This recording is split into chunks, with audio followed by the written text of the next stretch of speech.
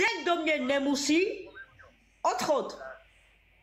Ten, kdo mě může, má mě srdci a to se mnou zůstane. Na tom nic není. Já ať ještě budu mít jedného člověka. Já si s tím člověkem vystačím, ľudia. Vystačím si s tím. No. Chápete?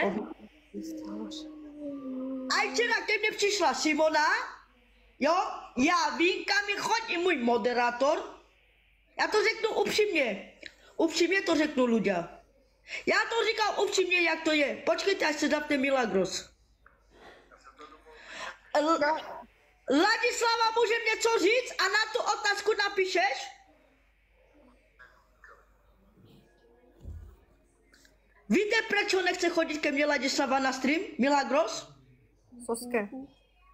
Protože tu je velká faleš. Je to pravda, Ladislavo? Proč ke mně nechceš chodit na stream? Je tu velká faleš? To je všude, ano. Není Milagros, není. To je o ludoch. To je o lidech. Mně přijde, že 90% TikToku je falešný. To je o lidech, chápeš? No.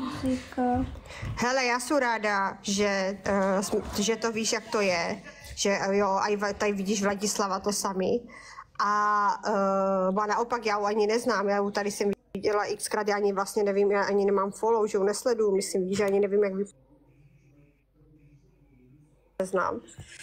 Ani, takže tak, ale já jsem tím, že jsem myslela, že jako, až jak ty si říkala, že čeká to dítě a tady toto, tak jsem právě nevěděla, jsem myslela, že nemá děti nic, takže pro mě to byla novinka, jak jsi to minulo tady vykládala. Jo, hele, jdu ti z okna dolů, děkuju ti, že jsi mě vzala, že jsi to lidem tady všechno vysvětlila. Počkej, Milagros, poslouchej, Marcelina, já ti řeknu jednu věc. Savi Marcelina tam píše, už já nevidím, Marce, však dobré, Ladislava. Já budu vypínat stream, skrz koho? Skrz koho budu vypínat stream? Proč mám já vypínat stream? O to jsou lidi, aby se ke mně chovali hezky. O to jsou lidi. Já jsem nervala na Milagros. Milagros, a tebe se opýtám. Kdo je ta lesba, co tu psala? Že je kousek ode mě. Co? Jaká lesba? Tady byla jedna lesba a na tebe neřvu, že je kousek ode mě. Tak to já jsem ani nestihla si přečíst. Kaj, já nevím, kdo to napsal. Už moderátor blokl. No, tak to já jsem nestihla ani vůbec.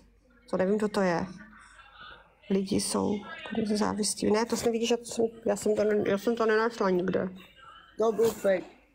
No. Ladi, jenom řekni pravdu. Je to pravda, že tu nechceš ke mně chodit? Že furt rypou? Do mě?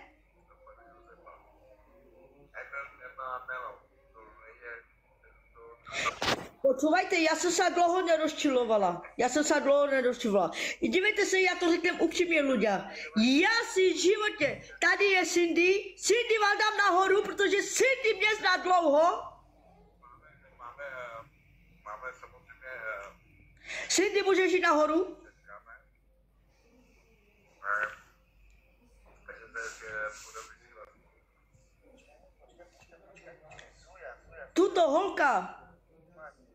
Tato holka mě zná dlouho, ľudia.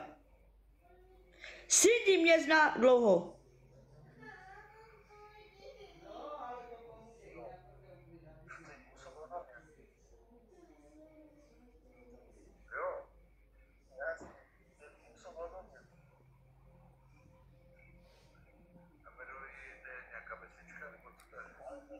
Taká vesnička, taká opustená, zaostala proste. Áno, tam bývajú len sami. Kdo to jsou ty fejky? Mladí tam odchádzajú preč.